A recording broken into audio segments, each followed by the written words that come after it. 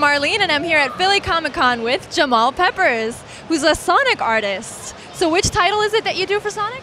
Sonic the Hedgehog, but I have done some work for Sonic Universe also. Can you tell us a little bit about the titles and what Sonic does in that universe? Okay. Well, Sonic the Hedgehog focuses on Sonic and all of his friends and all of his teammates and all of that. And they fight for freedom against Dr. Eggman, who's trying to impose, I guess, totalitarian rule on their entire planet.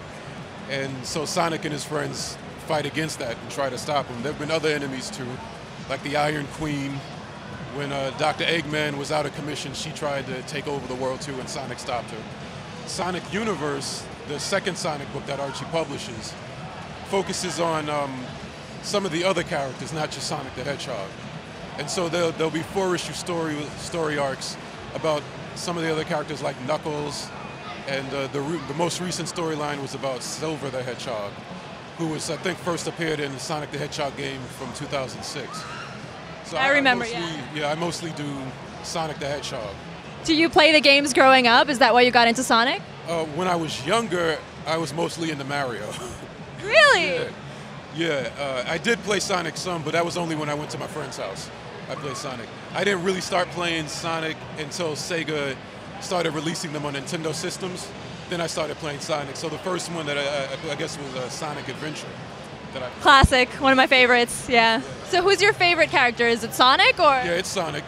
But other than Sonic, I think my favorite character is one of the characters from the book, Locke, who is in the comic book storyline. Locke is Knuckles' father. Yeah, he died.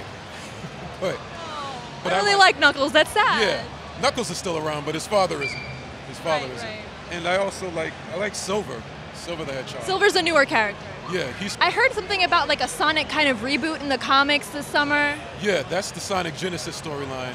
I think the first issue of that just came out. The second issue might be out, I'm not sure. But I think that's about 4 issues. Okay. And that's when they reboot the storyline, and after that they're going to have a new storyline. The characters are going to go in different directions. I know some of what's going to happen. I'm not going to tell you here. You can't even give us a little hint? No. Not unless I want to get fired. So.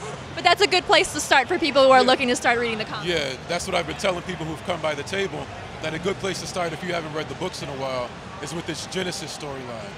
So with the reboot, and it's going to be pretty interesting what they do with the characters. I don't know how people are going to react to it, but it's going to be really exciting.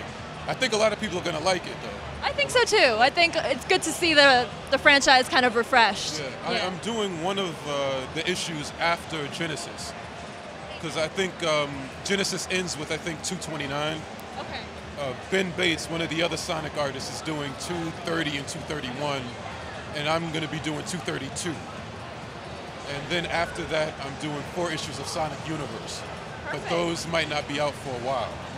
Well, we'll definitely keep an eye out for the issue that you're creating soon. Yeah. Well, thank you so much for your time. It was so nice meeting you. And I'm looking forward to seeing all those comics out in print. Oh, great. Yeah, check it out. I hope everybody who's watching the video goes and checks it out, even if I'm not drawing it. Because there are a lot of other great Sonic artists like Tracy Yarley and Ben Bates and Stephen Butler and Patrick Spaziante. They're all great artists too, so just pick up all of the books. Absolutely. So definitely check that out.